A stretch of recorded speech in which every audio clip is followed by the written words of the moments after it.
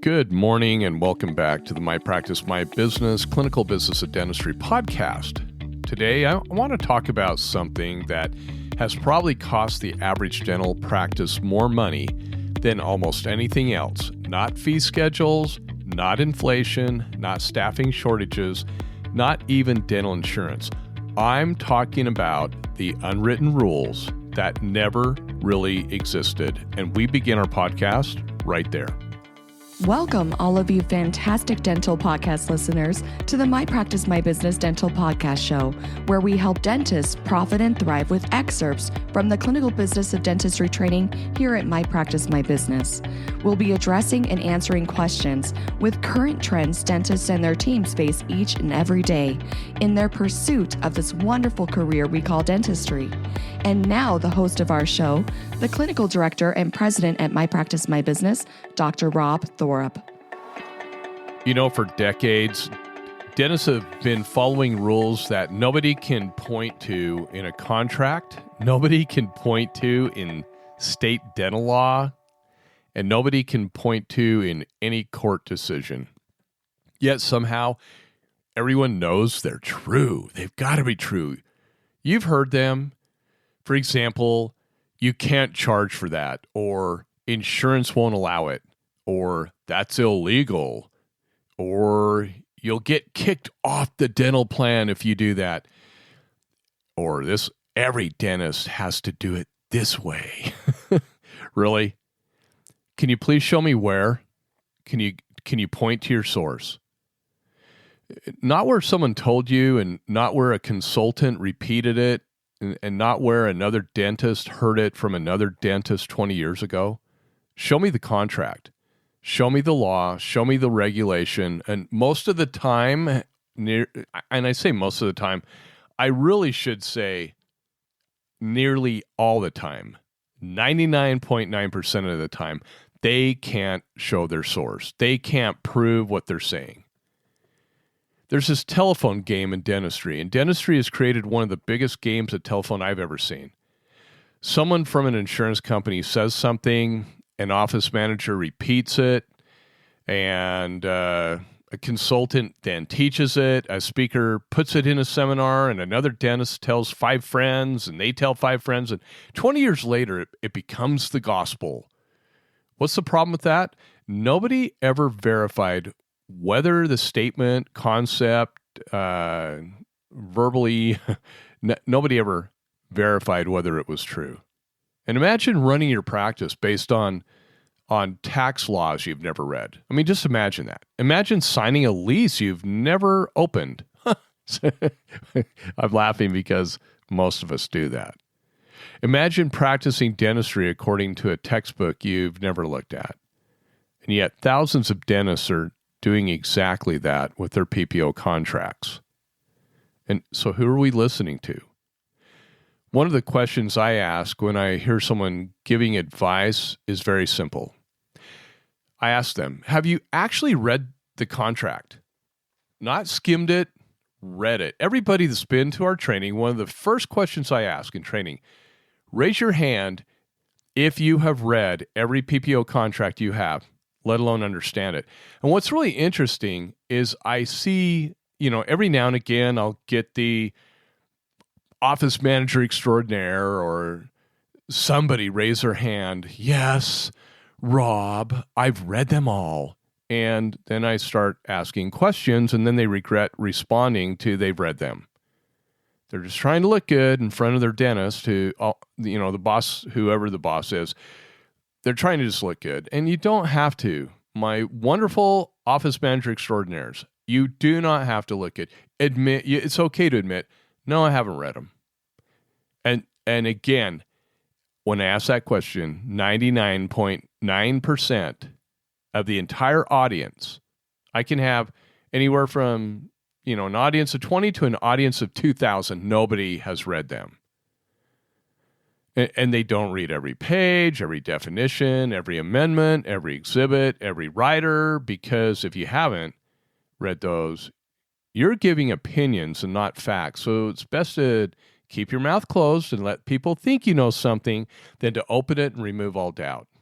What's even more concerning is that many advisors teaching dentists about PPOs have never performed a comprehensive contract analysis. They've never compared contracts across states. They've never mapped contract language against state statutes. They've never examined how legislation changes the enforceability of specific provisions, and yet they're speaking with complete confidence, like confidence that is not competence. I'll say that again. Don't speak with confidence that isn't competence. And that's one area where my sweet wife, she's pretty competent in the laws. It scares me sometimes when she can quote scripture and verse on state laws. She's helping the Idaho State Dental Association right now and a couple other states with the insurance reform laws. And I'm amazed. They're amazed when they talk with her. I'm amazed when I sit back and listen. I don't know where she gets her stamina from and reading insurance contracts. And that's I'll defend the office manager extraordinaires. Who wants to read it? I mean, it's so complex, but you have to. And you have to understand state law because state laws matter. And here's another problem. Even if someone has read the contract, that isn't enough. Contracts don't exist in a vacuum. They operate within state law. Every state has its own insurance code, its own dental statutes, its own regulations, its own case law, its own legislative history. And every year, those laws tend to change, tweak just a little bit. And I've met advisors who have spent years telling dentists that they can't do that. And yet they've never opened their state's insurance code. They've never read a non-covered services law. They've never studied assignment of benefit statutes. And they've never examined freedom of contract protections. They've never reviewed prompt pay laws. They're teaching limitations without even understanding the laws that define those limitations. And the most dangerous phrase in dentistry, I'm going to say it. There may not be a more dangerous phrase than this. And that is the phrase, well, we've always done it that way. Think about that. Why? Because that's how we've always done it. Why don't we charge? Because we've never charged. Why don't we challenge that policy? Because nobody else has. Why don't we ask questions? Because everyone says it's not allowed. And at some point, tradition became mistaken for law, and that's dangerous. Insurance companies didn't write every rule. Here's something that surprises many dentists. Insurance companies don't get to invent the law. They write contracts. Legislators write statutes. Courts interpret disputes. Regulators enforce laws. Those are very different roles, my friends, and sometimes a contract allows something. Sometimes state law prohibits it. Sometimes state law overrides the contract. Sometimes a contract is completely silent. If you don't understand the relationship between contracts and statutes, you're just simply flying blind. You have not read the Pilot Operating Handbook to fly your dental plane. And fear is a powerful business strategy. Insurance companies don't always have to say no, but sometimes all they have to do is let fear spread. And fear spreads faster than facts. One office hears something, another office repeats it, soon nobody questions it, nobody challenges it, nobody verifies it. Eventually, the unwritten rule becomes more powerful than the written contract. And that's remarkable, and that's what Tracy and I continue to see in these social media groups in the field of dentistry. The question every dentist should ask is like whenever someone tells you that you can't do something, docs, office managers, Simply ask 3 questions, would you? Number 1, where does the contract say that? Not your interpretation. Show me the paragraph. Number 2, what state law supports that interpretation? Again, not opinion. Show me the statute. And number 3, has this issue ever been tested? Or are we simply repeating assumptions? Those 3 questions eliminate an incredible amount of misinformation. So stop borrowing beliefs from everybody. Start thinking for yourself. Dentists are evidence-based clinicians, and you wouldn't diagnose periodontal disease without evidence, right? You wouldn't place an implant without imaging. You wouldn't prescribe medication without understanding the indication of it, right? So why would you build your business on borrowed beliefs? And your practice deserves better. Your team deserves better because you're damaging your team and yourself, doc. And guess who else is getting damaged that you don't even realize sometimes? Your patients. You deserve better, doc. Your team deserves better, and your patients deserve better. They do not deserve the misinformed control third-party payers have over what you think their dental plans ought to be or could be. So the real cost? This isn't just an academic discussion. These unwritten rules cost dental practices millions of dollars every year. They affect treatment acceptance, case presentation, fee collections, business decisions. They affect the confidence of the staff and the confidence of you, doc.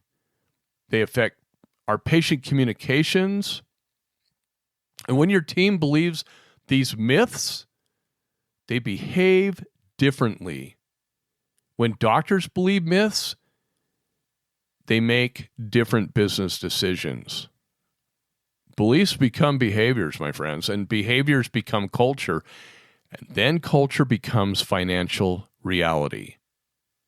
I've seen this over 35 years of my life in dentistry. Actually, my team reminded me that I'm closer to 40 years than I am 35. And the responsibility of leadership, this is so important. This is why we literally have an entire course on leadership at My Practice, My Business. This is where leadership matters. A leader doesn't simply repeat what everyone else believes. A leader investigates. A leader asks the hard questions. A leader will read and study and verify. If you're going to tell your team they can't do something, you owe them more than that. Because anytime they see a phrase or somebody says, you can't do that because insurance said so, you owe them the facts. When you can't charge for what you do in dentistry, when you can't be profitable because of perceived insurance limitations, it affects the entire team. Doc, if you're not profitable by procedure because of these perceived ideologies, how can you run a sustainable practice? How can you pay your team more than a livable wage, more than just, barely making it? And why do you think our salaries have decreased significantly over the years? Dentistry is becoming harder and harder to be sustainable because of this race to the bottom. And there's been a lot of studies out there showing that one of the main contributors to this has become the corporate dental arm, in addition to third-party payers. How do you become sustainable? How do we take our industry back? How do we focus on the solo practitioner or smaller group practices that can deliver a higher quality of oral health care to the patients we serve? You owe yourself and your team that. The title of today's episode is The Unwritten Rules that never existed. And maybe it's time we stopped asking, what has everyone always done? And start asking this question, what does a contract actually say? Not what we think it says, not what we've heard it as it's stated by others, but what does that contract actually say? What does the law actually say? Do you have laws in your state? Why is Utah leading the insurance reform laws in the United States? Why isn't that being touted by the American Dental Association? Why is it so fragmented? Where is a place on earth where a dental office can go to for advocacy and to see laws that have been passed in other states and how they did them, why they did them, what the problem was, what their course of action was, what they didn't limit themselves to do, and what they actually did, and how they implemented it. I want y'all to know that the My Practice, My Business website is being revamped as we speak right now. That information is going to be available on our website, something that is not available in any association website anywhere. And why is that? Because Tracy and I are the ones leading this charge. We don't know why nobody else is. So I'll go back to it. What does the contract actually say? And what does the law actually say? And what are the facts? Because the future of dentistry won't be changed by people who repeat assumptions. The blind leading the blind do not lead. They are ineffective leaders. It will be changed by people willing to replace myths with truth. That is all of you. My challenge to you is start asking the questions and start finding out where you can be trained on truth and where you can receive business training that isn't filled with fluff and working harder instead of smarter. That type of ideology that we're taught isn't sustainable, which a lot of people are figuring out now. So I want to thank all of you. I want to thank our listeners. I want to thank our clients at My Practice, My Business, because you're the ones, our clients are the ones that have helped us financially be able to do the things that we have done in other states in helping pass insurance reform laws. So if you're listening and you've not been through our training, please come through our training. It will change your practice and change your life for the better. I want to thank all of you for listening, and remember, never confuse tradition with law. Never confuse opinion with fact, and never allow anyone else's unwritten rule to determine the future of your practice unless they've taken the time to prove it. Thanks so much, and I hope you have a wonderful, wonderful rest of your day and rest of your week.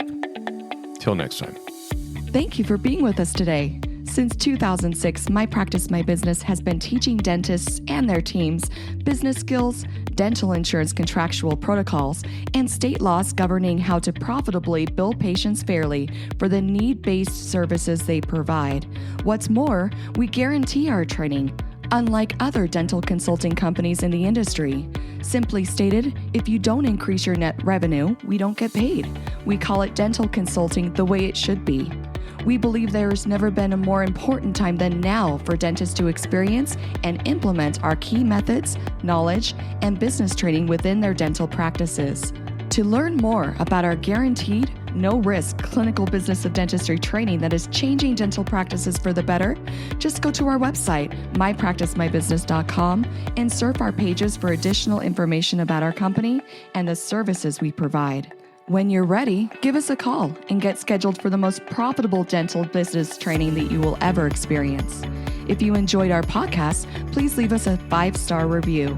If you have any questions, please don't hesitate to call us. Thank you again and have a fantastic day.